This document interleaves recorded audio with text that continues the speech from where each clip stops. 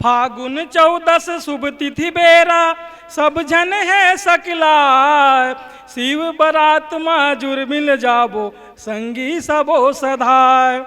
बिकट बरदिया विद विद बाजै चाल चले बेढंग। बिरबिट करिया भुरवा सादा कोनो है छतरंग।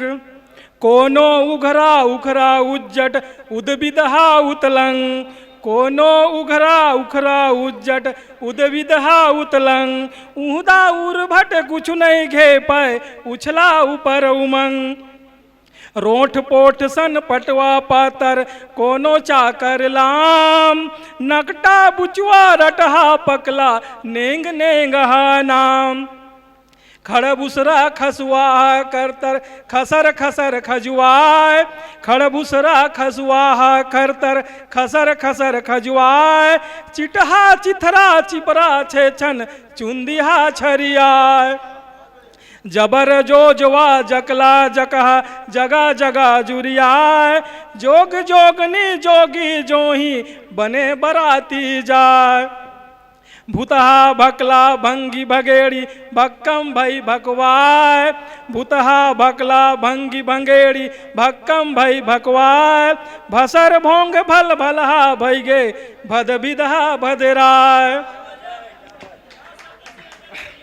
भकर भोकवा भिरहा बदहा भूत प्रेत भरमार। भीम भकुर्रा भैरव भोला भंडारी भरतार। मौज मगन मन माने माने जौहर उधम मचाए। मौज मगन मन माने माने जौहर उधम मचाए। चीथा कोकमाय हुदराय हुरमत तना तनी तनियाय। आशुतोष तय अवघड़ दानी अद्भुत तोर बिहाव। आशुतोष तय अवघड़ दानी अद्भुत तोर बिहाव। अजर अमर अविनाशी अवघड़ अढ़ाय अमित हियाव। अजर अमर अविनाशी अवघड़ अढ़ाय अमित हियाव।